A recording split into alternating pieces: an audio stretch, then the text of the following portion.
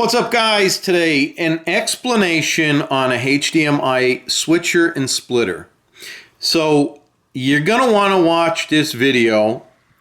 There's too many videos out there and too much information out there that is wrong. So first and foremost, why am I making this video? Because of HDCP. I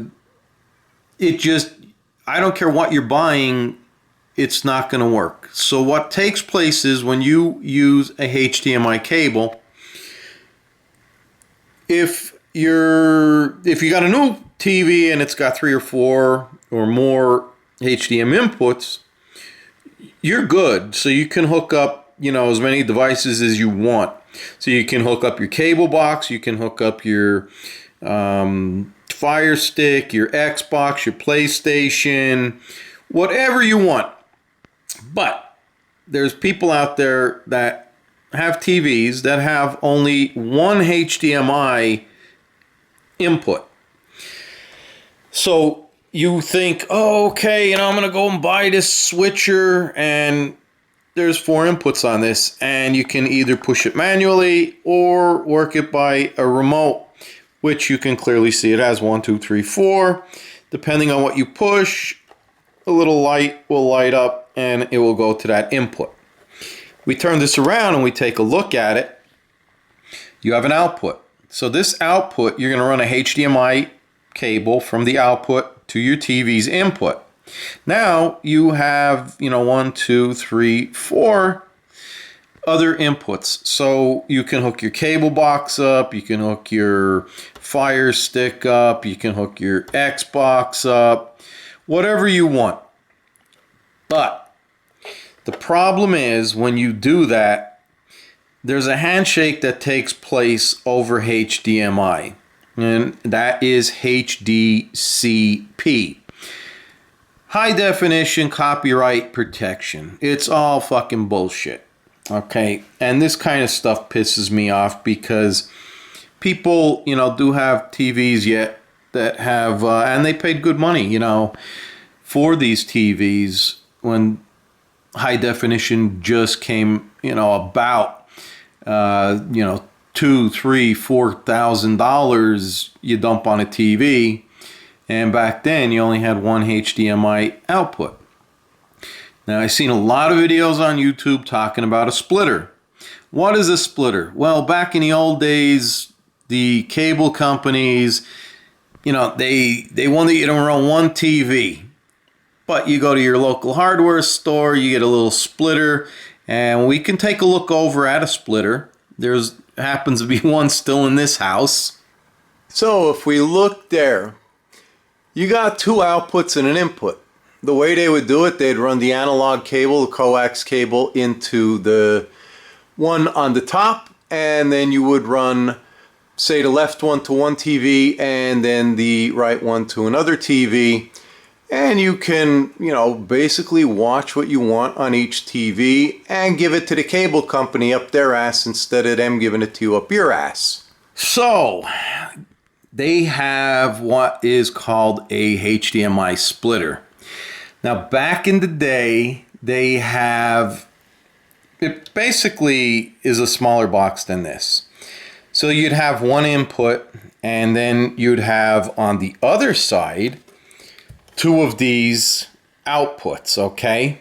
So a handshake will take place because in your device, there's a little chip that looks for it.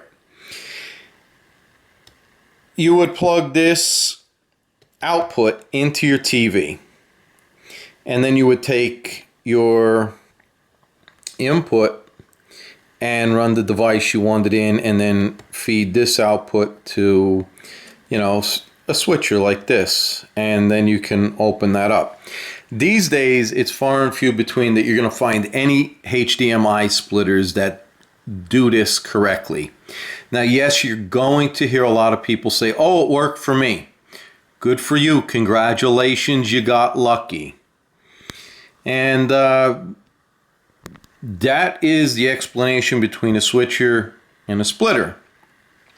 So basically, if you have one HDMI input on your television and you think you're buying a switcher or splitter and you're going to, you know, get these extra ports, no, it's not going to happen, because these pricks, you know, put HDCP on there, your copyright protection bullshit.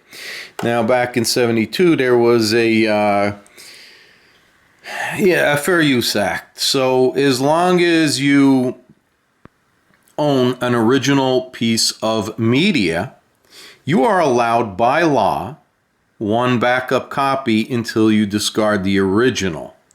This comes from a lawyer, a family member that owns a law firm. So anybody out there that would like to dispute that, you can contact my uncle and he'll educate you on such laws. So you are, no matter if it's music, movies, whatever, you are allowed one backup copy so long as you keep the original. Should you ever sell, discard, or have it damaged, you are to, by law, discard it.